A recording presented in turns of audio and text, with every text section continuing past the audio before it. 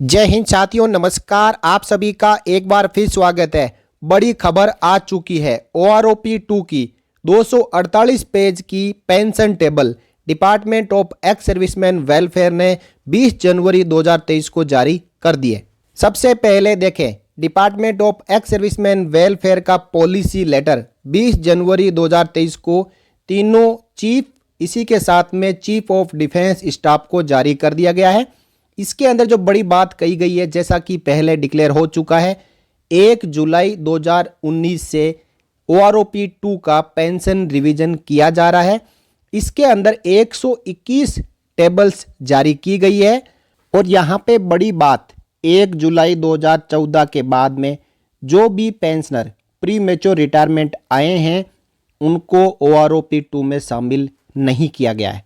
इसमें यहाँ पे एक 6 जून 2017 के लेटर का रेफरेंस दिया जा रहा है।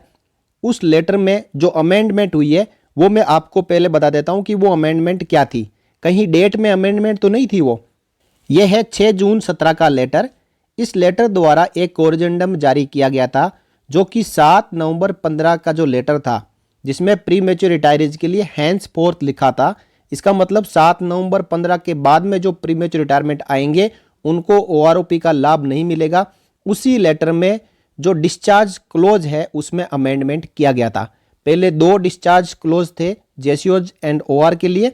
उसके बाद इसके अंदर 3 प्रीमेच्योर रिटायरमेंट के जो डिस्चार्ज क्लोज है उनको शामिल कर दिया गया था।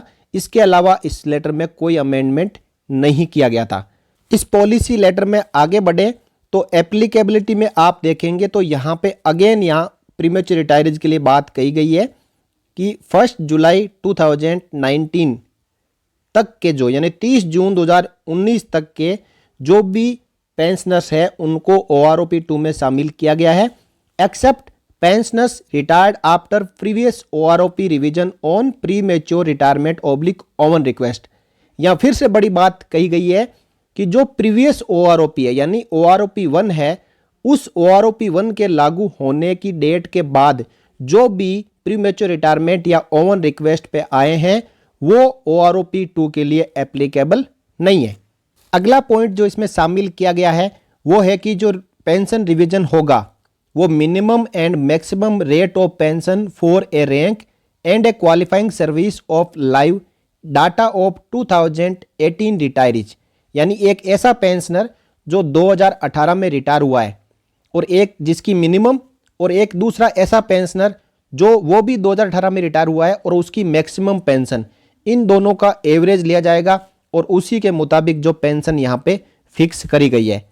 अब इसके साथ ही यहाँ पे बड़ी बात कही गई है कि arrears on account of revision of pension from 1 July 2019 till date of its implementation shall be paid by the pension disbursing agencies in 4 half yearly instalments, यानी 4 जो हाफ ईयरली इंस्टॉलमेंट्स की बात कही जा रही है यहाँ पे, उस 4 इंस्टॉलमेंट के जरिए पेमेंट किया जाएगा।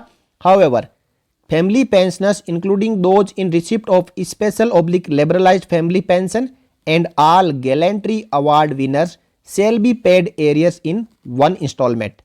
उसके बाद मिसलेनियस इंस्ट्रक्शन में आप देखेंगे तो यहाँ पे लिखा हुआ है no arrears on account of revision of pension / family pension shall be admissible for the period prior to 1 July 2019।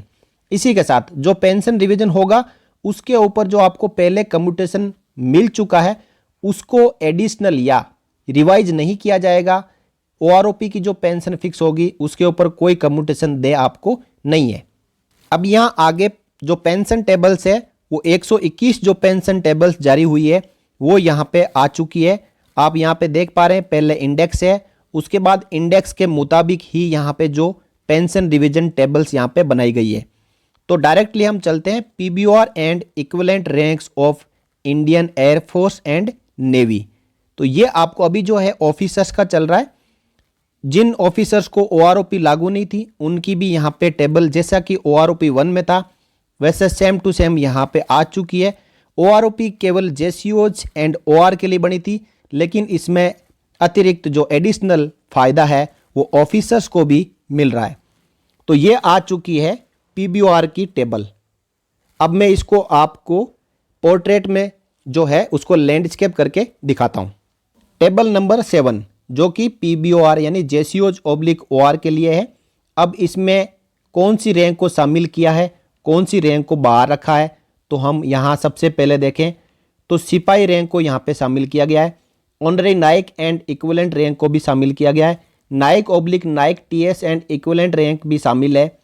Honorary havildar and equivalent, havildar and equivalent, honorary नायब सूबेदार एंड इक्विवेलेंट, आर्टिफिशियर 3 to 1 नेवी के लिए जो एक trade है उसके लिए rank के लिए, और नायब सूबेदार एंड इक्विवेलेंट, सूबेदार एंड इक्विवेलेंट।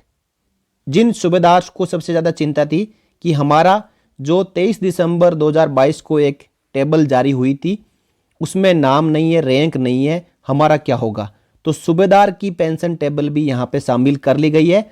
इसी के साथ सूबेदार मेजर और सूबेदार मेजर/ सूबेदार granted ACP A, ACP B and equivalent एक एडिशनल टेबल यहाँ पे शामिल की गई है। और ऑनररी लेफ्टिनेंट, ऑनररी कैप्टन और नॉन कॉम्बटेंट्स, तो टोटल जितनी भी रैंक्स है उन सबको OROP 2 टेबल में शामिल कर लिया गया है। और ये उसकी फर्दर टेबल है 19.5 क्वालिफाइंग सर्विस से लेके 33 एंड अबव तक। तो साथियों ये थी OROP 2 टेबल के ऊपर जो ब्रीफ में जानकारी। अगले वीडियो में मैं एक डिटेल वीडियो लेके आऊँगा जिसमें पूरी OROP 2 टेबल को हम rank wise, qualifying service wise समझेंगे। तो बने रहिए चैनल के साथ। वीडियो आपको अच्छा लगा हो तो लाइक करिए और पूरे डिफेंस पेंशनर्स के साथ में शेयर जरूर कर दीजिए, ताकि जिस चीज़ का उनको इंतज़ार था वो घड़ी आ चुकी है, OROP 2 की टेबल आ चुकी है। अब ये table department of ex serviceman welfare से PCDA और CGDA के पास में जाएगी और final circular PCDA pension Prayagraj द्वारा जल्द ही जारी कर दिया जाएगा। यहाँ खबर में सच्चाई थी। 26 जनवरी 2023 से पहले पिछले 2-3 दिनों में खबर चल रही थी कि OROP 2 की टेबल आ जाएगी और आ चुकी है। तो इस वीडियो में इतना ही।